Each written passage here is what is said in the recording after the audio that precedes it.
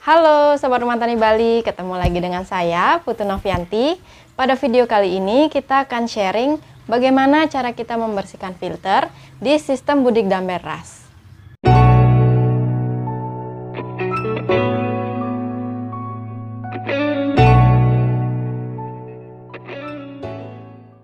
Tapi sebelum lanjut, jangan lupa diklik tulisan subscribe, nyalakan lonceng, dan aktifkan notifikasi di HP kalian agar kalian tidak ketinggalan update terbaru video kami seputar urban farming. Pada sistem Budik Damber konvensional, tentu kita harus melakukan sipon. Kenapa? Karena di dalam sistem Budik Damber konvensional tidak ada sirkulasi dan juga pengolahan air. Lalu, benarkah jika sistem kita sudah dilengkapi dengan filter dan juga sirkulasi, kita tidak usah melakukan sipon hingga nanti saatnya panen? Nah, ini merupakan pertanyaan yang relatif ya teman-teman. Kalau kami di sini, kami benar-benar tidak melakukan sipon selama 1 bulan di sistem Budik Damber RAS kami. Tetapi bukan berarti kami tidak merawat sistem. Perawatan sistem itu wajib ya, dan itu tergantung dari sistem apa yang kalian gunakan. Bahkan farm besar pun masih selalu rutin melakukan perawatan. Ada yang mengambil endapan di filter pengendapannya hampir setiap hari. Terus ada yang membersihkan media pada filter mekanik hampir setiap hari, dan lain-lain lagi. Nah, itu kembali lagi ke ketekunan kita dan ke sistem ya teman-teman. Dengan sistem yang terawat, tentu ikan yang hidup di dalamnya juga akan ikut sehat. Nah, lalu ada yang mengatakan, kenapa sudah pakai filter tapi kok masih repot? Memang terlihat repot ya teman-teman, tetapi kita kan mengharapkan hasil yang optimal. Ya, urusan bersih-bersih itu tergantung selera ya. Seperti kami di sini, kami memang hanya melakukan sipon 1 bulan sekali. Karena kami di sini juga lumayan agak malas. Untuk kalian ketahui, bagi sebagian orang, air yang diambil dari filter pengendapan ini tidak dibuang secara percuma. Jadi mereka pindahkan air ke chamber yang lain untuk dilakukan proses mineralisasi atau pembentukan mineral. Jadi air yang sudah diolah ini kemudian dapat dimanfaatkan kembali ke dalam sistem. Pada intinya, pengambilan air di filter pengendapan ini tidak untuk dibuang secara percuma, tetapi dapat diolah agar lebih maksimal dan nantinya akan dapat dimanfaatkan kembali. Nah, kalau kami di sini juga kami sudah mulai melakukan hal tersebut. Jadi, ketika kita melakukan sipon dan kita mengambil endapan di filter pengendapan, nah endapan tersebut dan juga airnya kita pindahkan ke chamber untuk dilakukan mineralisasi secara aerob. Jadi benar-benar tidak ada air yang terbuang sia-sia, dan tentunya air yang sudah diolah ini akan dapat kita manfaatkan kembali ke dalam sistem. Jadi bagaimana kami merawat dan juga membersihkan sistem setiap bulannya? Nah, yang pertama tentu kita off-kan dulu pompanya. Setelah pompa mati, barulah kita buka SLO untuk dibersihkan. Lalu selanjutnya kita lakukan sipon hanya sedikit saja di fish tank. Kenapa sedikit? Karena kita hanya mengambil kotoran-kotoran ikan yang mungkin saja baru terbentuk. Teknik sipon yang kami gunakan selalu sama dari dulu hingga sekarang. Kami hanya menggunakan selang bening seperti ini dan kami tambahkan sepotong bambu seperti ini teman-teman. Jadi ini memudahkan nanti biar tangan kita nggak terus berada di bawah. Jadi nanti ini yang mendorong. Kami suka menggunakan ini karena kalau misalnya di sistem Budik Damber RAS, kotoran yang hendak kita ambil itu jadi kita tahu apakah kotorannya sudah tersedot atau belum, seperti itu. Karena memang kotoran ikan nila kami di sini sangat-sangat banyak teman-teman. Karena ikan nila kami juga makannya banyak. Bagi informasi, ikan nila kami di sini kan sudah berumur kurang lebih 2 bulan. Bobot ikan nila yang paling besar itu mencapai 85 gram. Dan yang paling kecil itu 45 gram. Ya, mudah-mudahan saja bisa cepat dipanen ya. Nah, setelah kita melakukan sedikit sipon pada fish tank, kita lanjut ke filter pengendapan. Seperti yang sudah saya sampaikan, bahwa memang ada orang-orang yang melakukan pengolahan kembali dari air sipon di filter pengendapan untuk dimineralisasi. Bahkan mereka membuat sambungan antara filter pengendapan ke chamber mineralisasi dan dilengkapi dengan stop kran.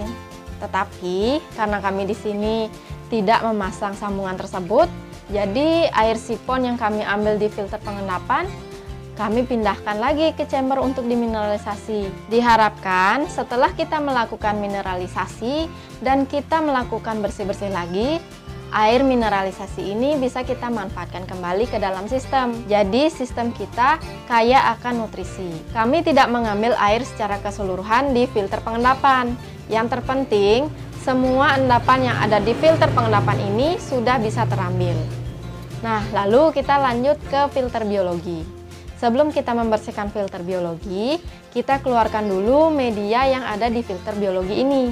Nah, di sini kan kami menggunakan biobol dan juga beberapa alternatif sebagai rumah bakteri. Media-media ini tentu kita akan bilas, tapi tidak digosok ya teman-teman. Jadi kita hanya bilas untuk menghilangkan kotoran yang menempel agar bisa hilang. Maklum ya, karena di sini kan kami hanya menggunakan filter pengendapan saja. Tentu akan ada partikel-partikel kecil yang masih bisa lewat. Dan kalau sudah terlalu lama, seperti kami di sini kan baru 1 bulan tuh, baru bersih-bersih.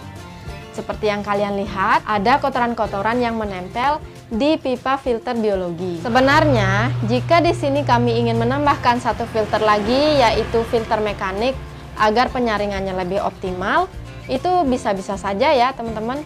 Tetapi untuk saat ini, menurut kami, kinerja dari filter yang kami gunakan ini sudah optimal. Dan ikan nila di dalam sistem pun masih sehat-sehat dan nafsu makannya tetap terjaga.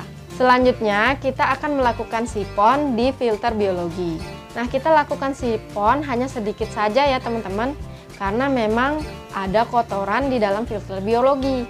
Tetapi, kotorannya hanya sedikit. Nah, padahal filter yang kita gunakan ini sangat sederhana ya teman-teman. Itulah kenapa kami lebih menyukai teknik pengendapan. Selain dari hemat biaya, perawatannya juga sangat sederhana. Setelah selesai membersihkan sistem, selanjutnya tinggal menambahkan air kembali ke dalam sistem. Kalau untuk kami di sini, kami menambahkan air pada filter biologi.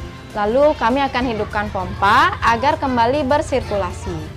Nah, perlu diketahui ya, air yang kami gunakan di dalam sistem budik damber ras adalah air yang sudah diendapkan sama seperti di budik damber konvensional. Cuman bedanya itu adalah sebelum kita menambahkan air yang sudah diendapkan ini, kita ukur dulu pH-nya. Jadi pH air di sini kan lumayan tinggi ya teman-teman.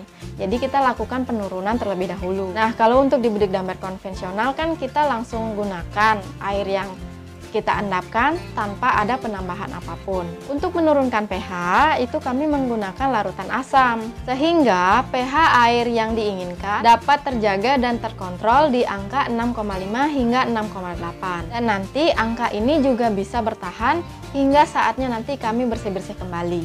Jika berbicara air di sistem kami sudah semakin orange, tetapi tidak kental dan pH-nya masih terjaga. Nah, kalau misalnya kalian menyukai air yang warnanya bening, kalian bisa memperbanyak dan juga memperbesar kapasitas filter.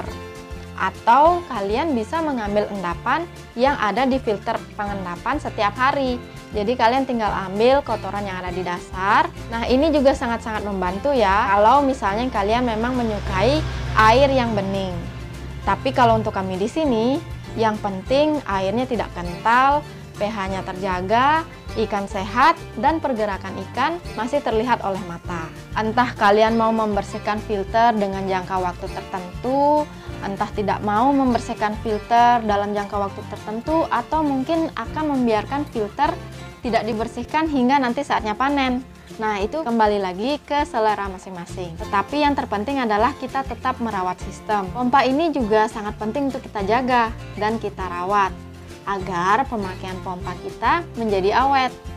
Banyak sekali yang bercerita, pompanya katanya rusak, terus dinamonya nggak bergerak, dan lain sebagainya. Kalau untuk kami di sini, kami biasanya membersihkan pompa 1 minggu sekali. Dan itu kami juga memilih sistem yang menggunakan filter terpisah seperti ini. Tentu tujuannya selain dari mengoptimalkan pemisahan kotoran, kami juga menjaga keawetan dari pompa.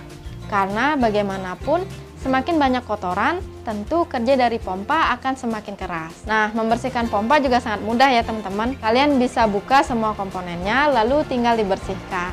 Jadi pada dasarnya, semua sistem itu perlu perawatan. Dan ini tergantung dari ketekunan kalian dalam merawat sistem. Sistem yang sehat tentu akan membuat ikan menjadi sehat. Nah, sekian dulu video sharing hari ini. Semoga video ini bisa menjadi referensi dan bisa bermanfaat untuk kalian semua. Sampai jumpa di video-video kami selanjutnya.